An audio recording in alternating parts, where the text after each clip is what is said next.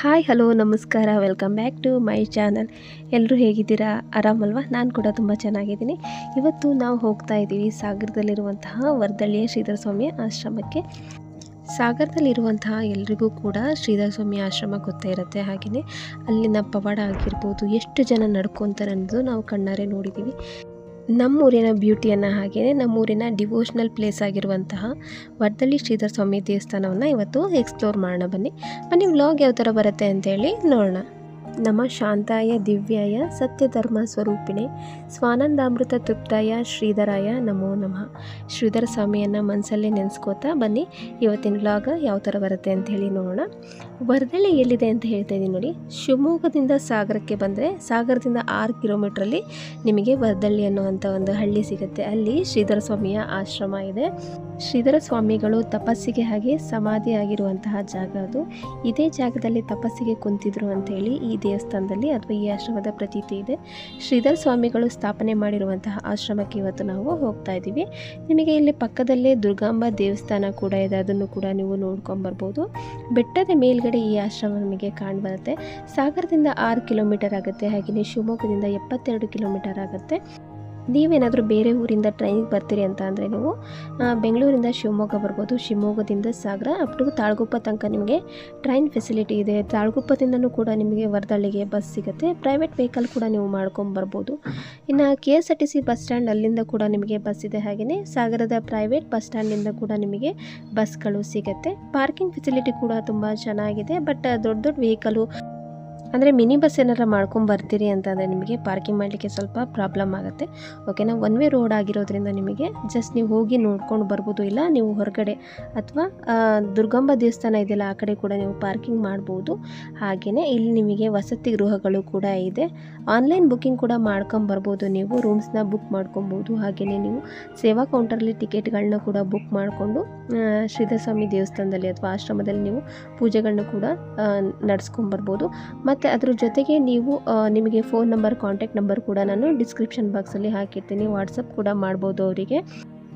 ಒಂದಿನ ಉಳಿದು ನೀವು ಪೂಜೆನ ಮಾಡಿಸ್ಕೊಂಡು ಹೋಗ್ತೀರಿ ಅಂತ ಅಂದರೆ ನಿಮಗೆ ಅಕಾಮಡೇಷನಿಗೆ ಏನು ಪ್ರಾಬ್ಲಮ್ ಆಗೋಲ್ಲ. ಯಾಕಂತ ಅಂದರೆ ನಿಮಗೆ ಉಳಿಲಿಕ್ಕೆ ಫೆಸಿಲಿಟಿ ಕೂಡ ಇದೆ. ವಸತಿ ಗೃಹಗಳು ದೊಡ್ಡದಾಗಿರುವಂತಹ ವಸತಿ ಗೃಹಗಳು ಕೂಡ ಇದೆ. ವಾಶ್ರೂಮ್ ಫೆಸಿಲಿಟಿ ಕೂಡ ತುಂಬ ಚೆನ್ನಾಗಿದೆ. ಹಾಗೆಯೇ ತುಂಬ ಕ್ಲೀನಿಂಗ್ನ ಮೇಂಟೈನ್ ಮಾಡಿದ್ದಾರೆ. ನೀವು ಎಲ್ಲಿ ನೋಡಿದ್ರೂ ಕೂಡ ಪೂರ್ತಿ ನಿಮಗೆ ಸ್ವಚ್ಛತೆಯೇ ಕಾಣುತ್ತೆ. ಹಾಗೆಯೇ ತುಂಬ ದೊಡ್ಡದಾಗಿರುವಂತಹ ಗೋಶಾಲೆ ಕೂಡ ಇದೆ. ತುಂಬ ಥರವಾಗಿರುವಂತಹ ಗೋವುಗಳಿದೆ. ನೀವು ಅಲ್ಲಿ ಬೇಕಾದರೆ ಗೋವುಗಳಿಗೆ ದಾನಗಳನ್ನು ಕೂಡ ನೀವು ಮಾಡ್ಬೋದು. ಅದು ನಿಮಗೆ ಇಷ್ಟ ಇದ್ದರೆ ನೀವು ದಾನ ಕೂಡ ಮಾಡ್ಬೋದು. ಇನ್ನು ಆಶ್ರಮದ ಓಪನಿಂಗ್ ಟೈಮಿಂಗ್ ಹೇಳ್ತೀನಿ ನೋಡಿ. ಬೆಳಗ್ಗೆ 6 ಗಂಟೆಯಿಂದ ಮಧ್ಯಾಹ್ನ 1:30 ತನಕ ಇರುತ್ತೆ. ಹಾಗೆಯೇ ಸಂಜೆ 4ರಿಂದ ರಾತ್ರಿ 8 ಗಂಟೆ ತನಕ ನಿಮಗೆ ಆಶ್ರಮದ ಓಪನಿಂಗ್ ಆಗಿ ಕ್ಲೋಸಿಂಗ್ ಟೈಮಿಂಗ್ ಆಗಿರುತ್ತೆ. ಇಲ್ಲಿ ದಿನಕ್ಕೆ 3 ಟೈಮು ಪ್ರಸಾದ ವಿತರಣೆ ಆಗುತ್ತೆ. ಬೆಳಗಿನ ಬ್ರೇಕ್ಫಾಸ್ಟ್ ನಿಮಗೆ 8ರಿಂದ 10 ಗಂಟೆ ತನಕ ಸಿಗುತ್ತೆ. ಹಾಗೆಯೇ 12:30ಯಿಂದ 2:30 ತನಕ ಮಧ್ಯಾಹ್ನದ ಊಟ ಅಥವಾ ಪ್ರಸಾದ ಸಿಗುತ್ತೆ. ಹಾಗೆ ನೈಟ್ 7 ಗಂಟೆ ಮೇಲೆ ನಿಮಗೆ ಊಟ ಪ್ರಸಾದ ಕೂಡ ಇರುತ್ತೆ. ತುಂಬ ಚೆನ್ನಾಗಿರುತ್ತೆ, ಬಹಳ ರುಚಿಯಾಗಿರುತ್ತೆ ಪ್ರಸಾದ. ವರ್ದಳ್ಳಿಗೆ ಬಂದಾಗ ಪ್ರಸಾದವನ್ನು ಮಿಸ್ ಮಾಡ್ದೇ ಊಟ ಮಾಡಿಕೊಂಡು ಹೋಗಿ, ಆಯಿತಾ. ನೆಕ್ಸ್ಟ್ ಇಲ್ಲಿ 300 ಮೆಟ್ಲುಗಳನ್ನು ಹತ್ತಿ ನಾವು ಮೇಲ್ಗಡೆ ದೇವಸ್ಥಾನಕ್ಕೆ ಹೋಗಬೇಕಾಗತ್ತೆ. ಅದಕ್ಕಿಂತ ಮುಂಚೆ ನಾವು ಇಲ್ಲಿ ತೀರ್ಥ ಸ್ನಾನನ ಮಾಡ್ಕೊಂಬರೋಣ. ಈ ದೇವಸ್ಥಾನದ ಒಂದು ಪ್ರತೀತಿಯನ್ನು ಹೇಳ್ತೀನಿ ನೋಡಿ. ನಿಮಗೆ ಯಾವುದೇ ಥರ ಸ್ಕಿನ್ ಪ್ರಾಬ್ಲಮ್ಸ್ ಇದ್ರೂ ಕೂಡ, ಸ್ಕಿನ್ ಇರಿಟೇಷನ್ ಆಗಿರ್ಬೋದು, ಇಚ್ಚಿಂಗ್ ಆಗಿರ್ಬೋದು ಅಥವಾ ಅಲರ್ಜೀಸ್ ಆಗಿರ್ಬೋದು, ಆಕಳಿನ ಬಾಯಲ್ಲಿ ತೀರ್ಥ ಬರುತ್ತೆ. ಆ ತೀರ್ಥವನ್ನು ಸ್ನಾನ ಕೂಡ ಮಾಡ್ಬೋದು. ಹಾಗೆಯೇ ಡ್ರೆಸ್ ಚೇಂಜ್ ಮಾಡಲಿಕ್ಕೆ ಸೈಡಲ್ಲಿ ನಿಮಗೆ ರೂಮ್ಸ್ ಕೂಡ ಇದೆ. ಅದ್ರ ಜೊತೆಗೆ ಜೆಂಟ್ಸ್ ಎಲ್ಲ ಹೊರಗಡೆನೇ ಸ್ನಾನ ಮಾಡ್ತಾರೆ. ಲೇಡೀಸ್ ಕೂಡ ಒಳಗಡೆ ಸ್ನಾನ ಮಾಡ್ಬೋದು. ಹಾಗೆಯೇ ಹೊರಗಡೆ ತೀರ್ಥ ಸ್ನಾನ ಮಾಡಿ ಡ್ರೆಸ್ ಕೂಡ ಚೇಂಜ್ ಮಾಡ್ಬೋದು. ಈ ನೀರಿನ ಬಾಟ್ಲಿಯಲ್ಲಿ ತೊಗೊಂಡು ಕೂಡ ನಾವು ಮನೇಲಿ ಇಟ್ಕೊಬೋದು. ಇಲ್ಲಾಂದರೆ ನಿಮಗೆ ಕೌಂಟರಲ್ಲಿ ಕೂಡ ಸಿಗುತ್ತೆ ತೀರ್ಥ ಅಂಥೇಳಿ. ಓಕೆನಾ. ನಿಮ್ಗೆ ಅಲ್ಲಿ ಬೇಡ ಅಂದರೆ ನೀವು ಇಲ್ಲಿ ಬಾಟ್ಲಿಲಿ ಕೂಡ ತುಂಬಿಸ್ಕೊಬೋದು. ಚಿಕ್ಕ ಮಕ್ಕಳಿಗೆ ಆದಷ್ಟು ತಪ್ಪದೇ ಇಲ್ಲಿ ಸ್ನಾನ ಮಾಡಿಸಿ, ಆಯಿತಾ. ತುಂಬ ಒಳ್ಳೆಯದು. ಹಾಗೆಯೇ ನಿಮಗೊಂಥರ ಒಂದು ಪಾಸಿಟಿವ್ ವೈಬ್ ಕೊಡುತ್ತೆ ಅಂತ ಕೂಡ ಹೇಳ್ಬೋದು. ನಿಮಗೆ ಬಿಸಿನೀರು ಸ್ನಾನಕ್ಕೆ ಬೇಕಾದರೆ ಅಲ್ಲಿ ಪ್ರೈವೇಟ್ ವಾಶ್ರೂಮ್ ಕೂಡ ಇದೆ.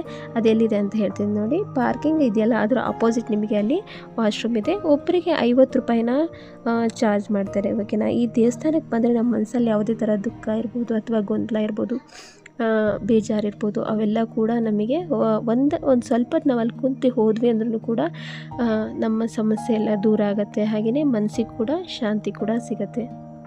ಕಡಿಮೆ ಅಂದ್ರೂ ಒಂದು 300 ಮೆಟ್ಲನ್ನು ಹತ್ಕೊಂಡು ನಾವು ಮೇಲ್ಗಡೆ ಹೋಗಬೇಕಾಗತ್ತೆ. ತುಂಬ ವಯಸ್ಸಾದವರಿಗೆಲ್ಲ ಸ್ವಲ್ಪ ನಡಿಲಿಕ್ಕೆ ತ್ರಾಸಾಗುತ್ತೆ. ಬಟ್ ನೀವು ಕೂತ್ಕೊಂಡು ಮೆಟ್ಲು ಹತ್ಕೊಂಬರ್ಬೋದು. ಸುತ್ತಲೂ ಕೂಡ ಆಚೆ ಈಚೆಗೆ ದೊಡ್ಡ ದೊಡ್ಡ ಮರಗಳಿರೋದ್ರಿಂದ ಆಯಾಸ ಆಗೋದಿಲ್ಲ. ಯಂಗ್ ಏಜಲ್ಲಿದ್ದವರು ಪಟ ಹತ್ಕೊಂಡು ಹೋಗ್ತಾರೆ. ಬಟ್ ವಯಸ್ಸಾದವರು ಸ್ವಲ್ಪ ನಿಧಾನಕ್ಕೆ ಮೆಟ್ಲು ಹತ್ತಬೇಕಾಗತ್ತೆ.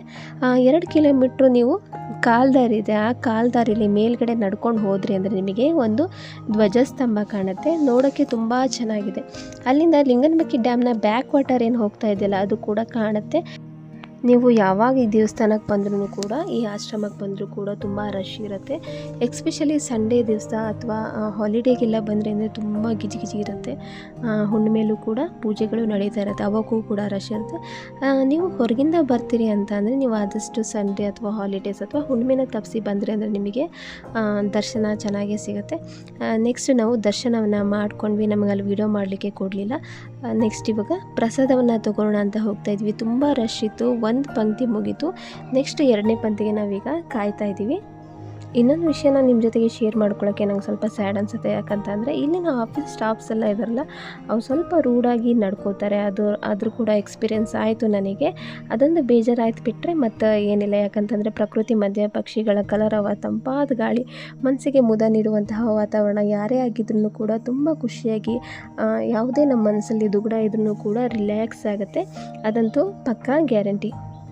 ನಮ್ಮ ಸಾಗರದರಂತೂ ಏನು ಮಾಡ್ತಾರೆ ಗೊತ್ತಾ, ಅಂದರೆ ನಾವು ಸಾಗರ ಜನ ಏನು ಮಾಡ್ತೀವಿ ಅಂದರೆ ಪ್ರತಿ ಸಂಡೇ ನಾವು ವರದಳ್ಳಿಯ ಶ್ರೀಧರ ಸ್ವಾಮಿಯ ದೇವಸ್ಥಾನಕ್ಕೆ ಹೋಗ್ತೀವಿ. ಪ್ರೈವೇಟ್ ವೆಹಿಕಲ್ಗಳು ಇಲ್ಲ ಅಂತ ಅಂದ್ರೂ ಕೂಡ ನಾವು ಬಸ್ಗೆ ಹೋಗ್ತೀವಿ. ಯಾಕಂತಂದರೆ ನಮಗೆ ಪ್ರೈವೇಟ್ ಬಸ್ಸು ಕೂಡ ಹೋಗುತ್ತೆ, ಹಾಗೆಯೇ ಗೌರ್ಮೆಂಟ್ ಬಸ್ ಕೂಡ ಇರುತ್ತೆ. ಬಸ್ ಫೆಸಿಲಿಟಿ ಚೆನ್ನಾಗಿರೋದ್ರಿಂದ ನಮಗೆ ಎನಿ ಟೈಮ್ ನಾವು ಬೇಕಾದ್ರೆ ಇಲ್ಲಿ ದೇವಸ್ಥಾನಕ್ಕೆ ಹೋಗೋದು ಬರೋದು ಮಾಡ್ಬೋದು. ಸೊ ಹಾಗಾಗಿ ನಾನು ಬಸ್ಸಿನ ಡೀಟೇಲ್ಸ್ ಕೂಡ ನಿಮಗೆ ಹೇಳ್ತಾ ಇದ್ದೀನಿ.